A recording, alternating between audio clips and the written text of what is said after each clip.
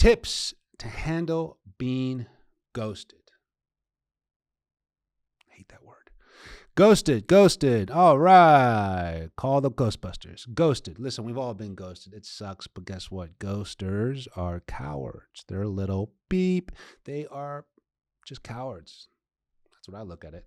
And you want to understand, how do you put yourself in the position of being ghosted? Why do you attract ghosters? How to handle being ghosted? Well, let's go into the number one tip. And again, if you haven't caught part 1 of this video, go check it out before this one. It's on my playlist. Subscribe, by the way. I always appreciate your support. Number 1, how to handle being ghosted.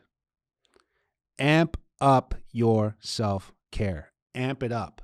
Amp it up. Amp up your self-love. Why do you think that's so important? Yes, it's obviously about healing and making yourself feel good and maybe cry your eyes out or journal or, take a bath, whatever. I don't care. It's not about that. That's the obvious. The most common scenario I've seen, I've been coaching for almost 5 years now. People who've been ghosted put themselves in a vulnerable place, vulnerable position, vulnerable relationship to be ghosted because they haven't prioritized something. They're dating to replace to repeat. They're still hurt from the last relationship. They don't know what they're looking for. They're easily attracted to narcissists and love bombers who ghost. And again, I understand the fact that sometimes people can confuse this chase for love when it's actually chase for lust. So when you don't have that self-care, that amped up self-love of who you are or what you've gone through, you're going to be easily more receptive and almost trapped to attract more ghosters, more love bombers, more narcissists. You're looking at someone or something in the dating world to distract you or make up for you on something you haven't done for yourself, something you haven't healed from yourself. That's the most common response or common scenario after our coaching sessions start to really unfold things within their story. You know what? I did have trust issues. You know what? I still hate my ex. You know what? I haven't been single for a long time. You know what? I'm recently divorced. And they just lose themselves in this infatuated roller coaster of high romance and passion and sex and fire and great stuff, all great stuff. But it can't only be that, and it can't be so often, so constant where it's only that. Because ghosters either ghost you for getting what they want or they ghost you for not getting what they want. So what's the answer to that? Be more aware of someone actually trying to be with you for the right reasons compared to getting something out of you.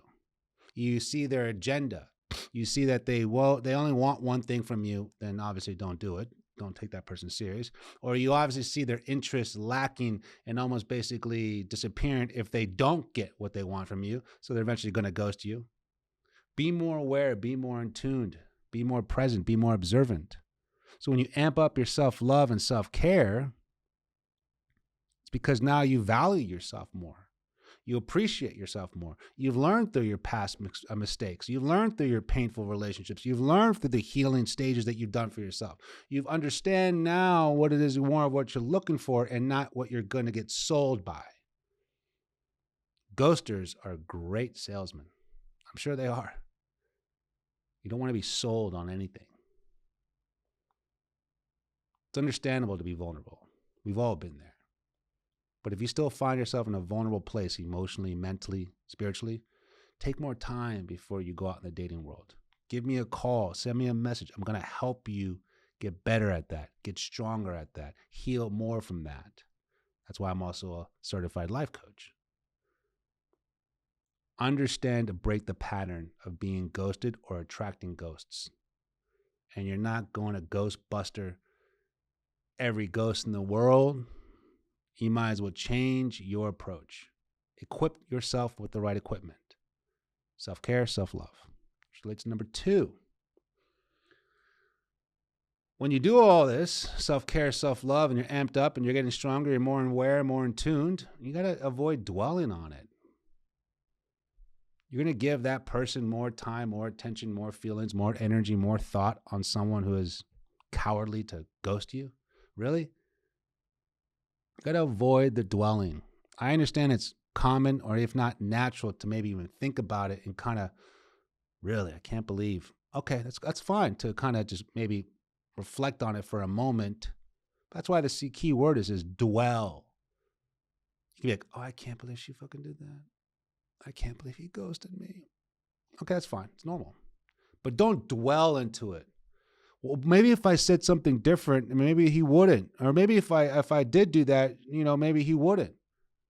Maybe if I was more attractive, maybe if I made more money, maybe if all these maybes and what ifs. Yeah, don't dwell on that. That does nothing for you. You're not going to get your answers. It's an endless list of questions, and it's a hypothetical game that you're never going to win at.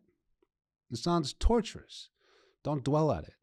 Close the door, cut the cord, move on, and get back to amping up your self-love, self-care to get yourself ready. If you really want answers, and if you really want validation, and you really want the truth, get better at yourself.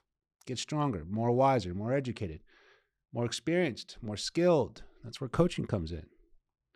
And that way you kind of get over those things quicker. Yes, you're reminded about it. Maybe you remember a little bit, but you won't allow yourself to dwell into it.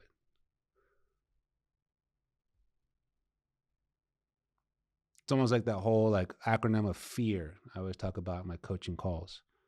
False evidence appearing real. When you dwell at things, you create false evidence appearing real. You just keep on playing this game of this mouse circle over and over and over and over, and it's endless. You're never going to get an answer. You're never going to get the truth from that person. Because why would you want it from that person? Move past, grow, and ignore that. Get rid of that. It's not good for you. Do the work in yourself. If you need help with that, send me a message. We'll have a coaching call. Stay tuned because I have a few more parts on this topic. If you didn't get part 1 on it, go back to the playlist and check it out. Again, always appreciate your support. Hit the subscription button, and I'll see you soon. Thank you very much. My name is Coach Andres.